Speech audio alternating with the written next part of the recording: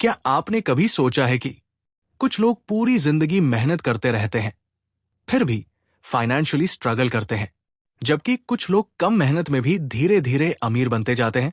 असल फर्क सिर्फ पैसे का नहीं होता, फर्क होता है उनकी सोच का।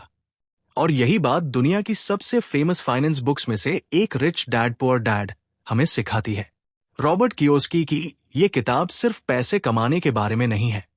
ये किताब हमें वो फाइनेंशियल एजुकेशन देती है जो ना स्कूल में सिखाई जाती है और ना ही कॉलेज में।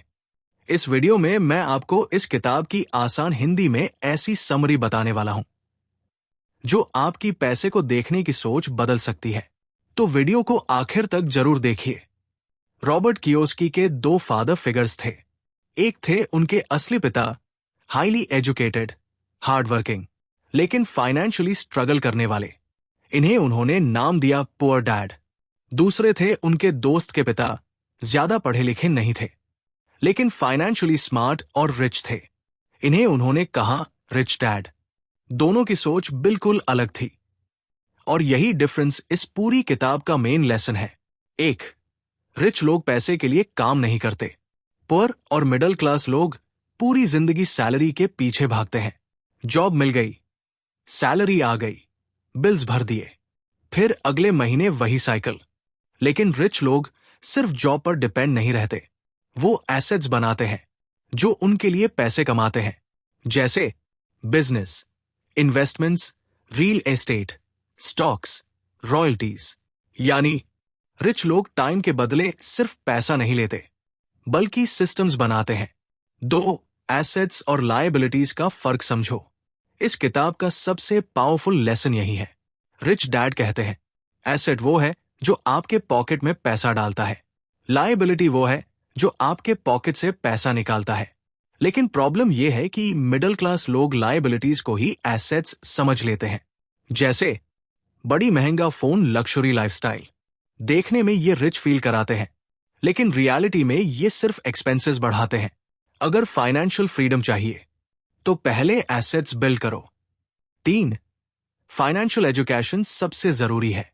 स्कूल हमें जॉब करना सिखाता है, लेकिन पैसे को मैनेज करना नहीं सिखाता। कई लोग अच्छी सैलरी कमाते हैं, फिर भी हमेशा ब्रोक रहते हैं। क्यों?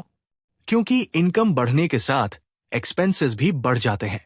इसलिए सिर्फ ज्यादा पैसा कमाना इनफ नहीं है, उस पैसे को ग्रो करना भी आना चाहिए।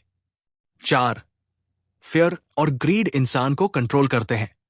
बहुत लोग जॉब इसलिए करते रहते हैं क्योंकि उन्हें डर होता है बिल्स का, और जब सैलरी आती है तो ग्रीड उन्हें अननेसेसरी खर्च करने पर मजबूर कर देती है। यानी इंसान पूरी जिंदगी फियर और ग्रीड के बीच फंसा रहता है। रिच लोग इमोशन से नहीं, फाइनेंशियल इंटेलिजेंस से डिसीजंस लेते हैं। 5, जॉब सिर्फ सीखने के लिए करो। ये किताब कहती है कि शुरुआत में सिर्फ सैलरी के पीछे मत भागो।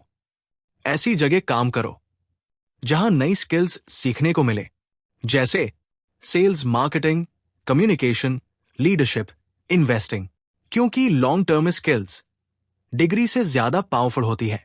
6, रिस्क लेने से मत डरो।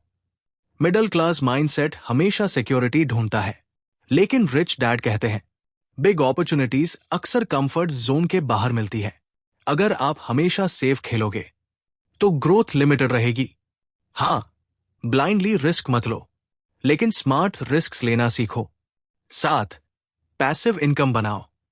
फाइनेंशियल फ्रीडम तब मिलती है जब आपका पैसा आपके बिना काम किए भी इनकम जनरेट करे।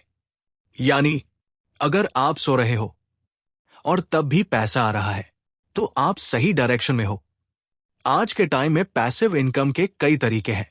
YouTube, digital products, investments, rental income, online, बीओएसआई main lesson of the book. इस किताब का सबसे बड़ा लेसन यह है, रिच बनने के लिए सिर्फ ज्यादा कमाना जरूरी नहीं, बल्कि पैसे को समझना जरूरी है।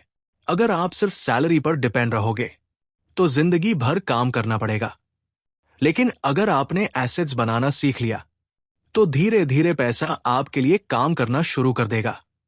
आउटरो। तो दोस्तों, रिच डैड पुअर डैड हमें सिखाती है कि फाइनेंशियल फ्रीडम सिर्फ लक से नहीं आती, बल्कि सही माइंडसेट और सही फाइनेंशियल डिसीजन से आती है। अगर आप भी जिंदगी में सिर्फ बिल्स भरने के लिए नहीं, बल्कि फ्रीडम के लिए काम करना चाहते हो, तो आज से पैसे को नए नजरिए से देखना शुरू करो। याद रखो, गरीब लोग पैसे के लिए काम करते हैं, जबकि अमीर लोग पैसे को अपने लिए काम करवाते हैं। अगर आपको ये वीडियो पसंद आई हो, तो इसे शेयर जरूर करें और ऐसी ही पावरफुल बुक समरीज के लिए चैनल को सब्सक्राइब करना मत भूलिए। मिलते हैं अगली वीडियो में।